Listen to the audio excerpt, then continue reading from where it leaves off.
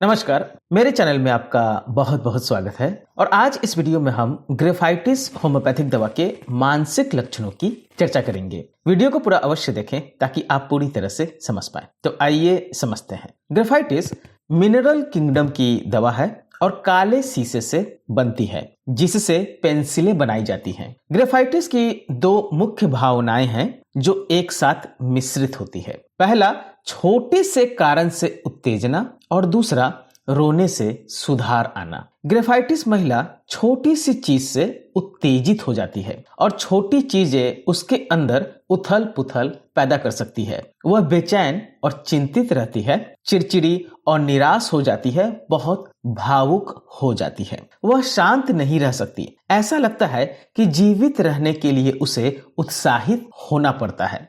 घर थोड़ा भी अस्त व्यस्त है तो वह उत्तेजित और बेचैन हो जाती है।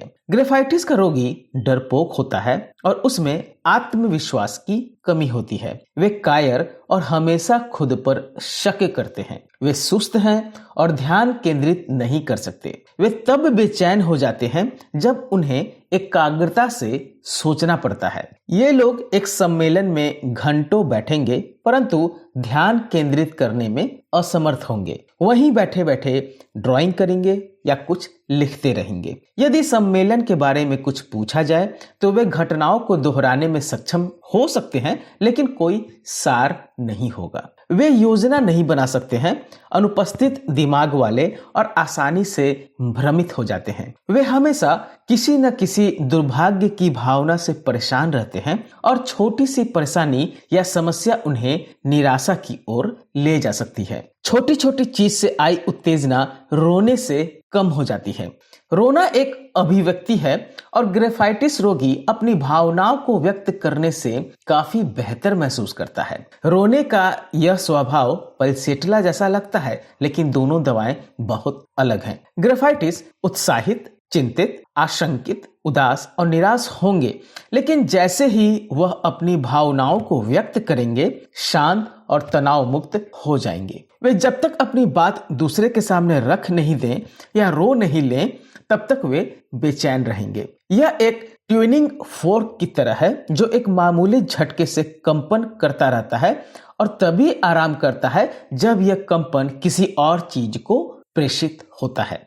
ग्रेफाइटिस का एक उदाहरण एक गृहिणी का हो सकता है जिसे किसी के खराब स्वास्थ्य के बारे में पत्र मिला या जिसका किसी दुकानदार के साथ विवाद हो गया। उसका पति अभी वहां नहीं है तो वह काम करती है, झल्लाहट करती है, उत्साहित और बेचैन होती है। वह बैठकर अपना काम नहीं कर सकती लेकिन अपने पति की वापसी का बेसब्री से इंतजार करती है और जैसे ही पति आता है वह पूरी कहानी उसे बताती है। जो कुछ भी हुआ उत्साहपूर्वक और बहुत सारे विवरणों को एक साथ वर्णन करती है और समाप्त होने पर अचानक शांत हो जाती है। क्लिनिक में ग्रेफाइटिस के रोगी भी उत्साहित दिखाई देते हैं। वे अपनी समस्याओं के सूक्ष्मतम विवरण भी बड़े ध्यान से बताते हैं। उदाहरण के लिए रोगी आपसे कहेगा, डॉक्टर, जब मैं रात को उठा तो मैंने पाया कि मेरे सीने में जलन हो रही थी, आग की तरह जलन हो रही थी और फिर जब मैंने ठंडा पानी पिया तो मुझे बहुत अच्छा लगा, काफी बेहतर महसूस हुआ।